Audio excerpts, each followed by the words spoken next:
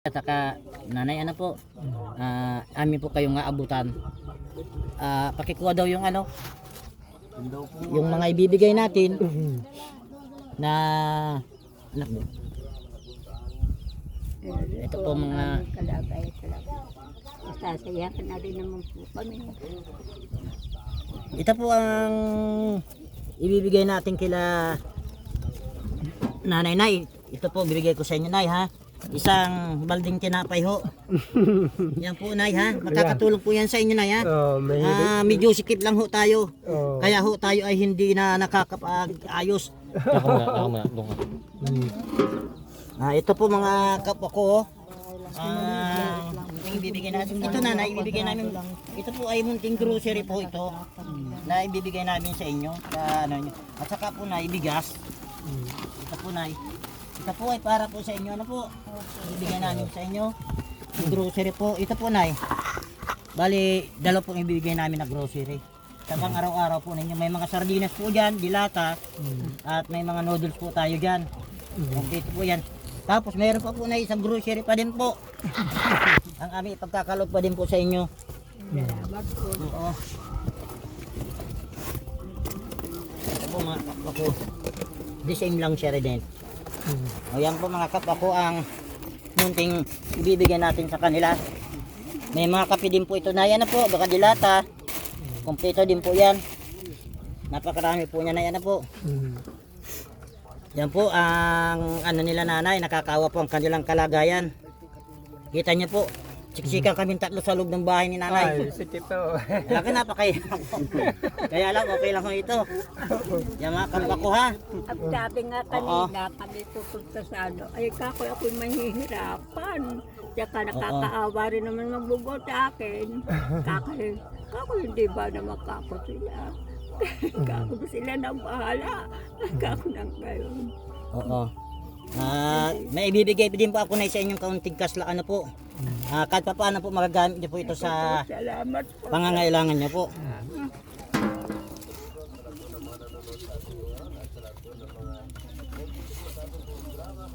Ito po nay, 1,000 po ito nay ha. Yan po kahit maibibili niyo po ng pangangailangan niyo sa pang-araw-araw ano po. Bilhin ng gamutin na. Maibili po ninyo ng munting ano ninyo, pangangailangan po sa pang-araw-araw. Bibili lang ng ulam. Ay, di ulam na eh. Madami na po na ulam. Ito na po. May mga dilata po tayo na andito po, may kape. May mga dibuti po tayo diyan. Andyan po lahat, ma'am. May tinapay po tayo. Pag kayo po nagugutom si kuya, meron po dyan tinapay isang balde po. May bigas po. Ha? Nay. Salamat Oo. po kata. Nay, baka pwede po kayong manawagan po, Nay. Nay. So magsalita po kayo, Nay, sa baka po may maawa sa atin o sa inyo na mga kababayan natin na gustong tumulong sa inyo. Manawagan po kayo, Nay. Ay, ako po nahiya.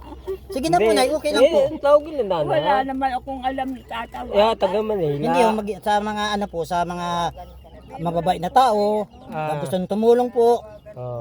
Cavite, yan. Mga manawagan po kayo sa ating mga kababayan. Kung sino man po yung may mabuting kalooban.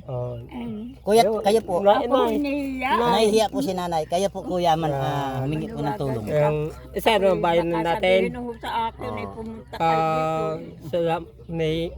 Nahihingi po natulong sa inyo. Maawa na kami maawa na kami ni nanay. Bigyan mo kami ng katang konti, katang natayuan ng mga tayong bahay. Yan. Katang konti ng mga tayuan ng katang pawid. Yan. Ako naman ay inaano nga. You know, Mamingas yung nakakita kata ng pambahay na kubo.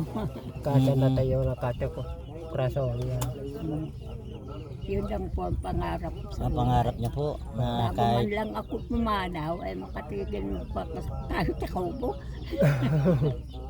oo. Na hindi ganito. Ay ako na may nasasayahan din at nakasilong kami sa ganito bahay. Wala naman sa amin yung nakikialam. Mabuti rin naman ang tao dito. Yan po mga kapwa ko ang kailingan ni nanay.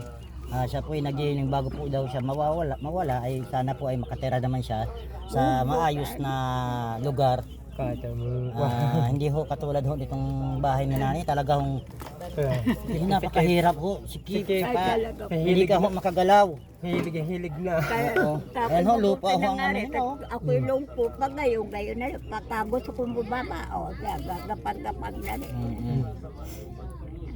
Ako nang nagkabulag, kaya nang ganyan, sikot-sikot. Ayan. Oo. Hindi tungkol na tawa, galaw ka. Pagka kumita ho siyang kaunti, pa namin saya. Ako, nagalaw-galaw na rin, tabihan na. Kung meron ng balaga na tao, may nagalaw mo ganyan, nalakad na tao. Rin mo itabihan. Unti-unti na balag. Kada paano may nababanao pa ho kayo. Kaya tabihan na rin. Unti-unti. May langan na naman ng gamot. Oo. Ay kako, Pero nung sabi ng doktor, meron nung patak, ayun. patapatapay. Na mo paano. Pero ano pa daw po kuya, may babalik pa ang paningin ninyo. Oo, sabi na wag ka na galaw na ugot yan, double ten dati yan. Yung mali para sa knowledge din ng kung ano, para ugat. Naputol? Hindi, yung pa meron na barado. Yung para sa knowledge. Parang hindi na kaya matatakbo ng dugo. Oo. Sabi ng doktor yan naalis yan. Sabi wag ka nakakagalaw yan. Sino ng doktor yan? Kasi lang na naugot yun eh. Maraming salamat. Paano po nay, kami po ay alis na rin po kami at di rin po kami tatakat. Marami pa po kami pupunta na mabibigyan po ng nabiyaya rin po at meron pa po kami ditong tutulungan ano po. Salamat po kuya ha. Maraming Salamat po. Ano po pangalan nyo nay? Teresita, Teresita po. Kuya, Ilan ito taon ka na. na po? 84. 84 na. Oo, sa edad ni nanay yan, malakas pa rin. Kaya nga lang si nanay ay lumpo na. Oh. Wala na rin kakayan makagalaw ng maayos. Ayun. Ako Nakakaawa po ang kalagayan nilang mag-ina. Isang lumpo at isang bulag. Bulagaw. Nagpipilit, kumayo, babuhay lamang. Siyempre, nakakaya din ng umasa ng umaga.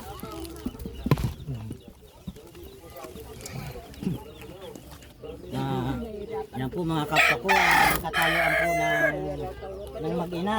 Si nanay po at si kuya, isa pong bulag at isang lumpo. Yan po ang kalagayan, katayuan nila sa buhay.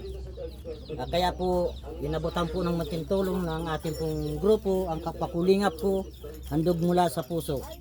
At sa lahat po na gustong tumulong po kila nanay, sa mag-ina po, kung sino man po sa inyo may mabuting kalooban na nais tumulong sa kanya, ay maaari po kayong mag-message sa aming page sa YouTube. I-message nyo lang po ako, o kaya po puntahan nyo po ang mag-ina dito. Dito po sila nakatira sa Barangay Sabang po ng Binson. Dito nyo po sila matatagpan para makita po ninyo ang katayuan ng kanilang buhay, para po mabigyan natin ng tulong. Kung sino man po sa inyo may mabuting kalooban na gusto pong magtulong sa kanilang mag-ina. Isang bulag po at isang lumpo po. Yan po mga kapwa ko ang tirahan nila. Nagtitiis po sila sa kanilang katayuan dyan. Halos hindi na makatayo. Si nanay hindi na rin makalakad. Gumagapang na lang po siya dito para lang po siya makagalaw ng maayos. Wala pong mga trabaho. Namamalimos lang ho. Sana po sa lahat po ng aking mga viewers dyan, sa lahat ng aking mga sumusubaybay, baka po gusto ninyong tumulong, hanapin nyo po yung mag-ina rito sa Barangay Sabang po ng Dait. Binson na po. Yun lang po, maraming salamat po. Ang hiling lang po ng inyong abang lingkod na si Kuya Richard ay paki-support naman po ninyo ang aming programang Kapwa Kulingap po, handog mula sa puso. Para po marami pa po tayong matulungan na katulad nila nanay at ng mag-ina po at ng mga kababayan po natin na medyo hikaos po sa buhay. Yun lang po at maraming salamat po. Diyos po maraming sa inyo. Salamat po sa inyong lahat. Po, Nay. Salamat po.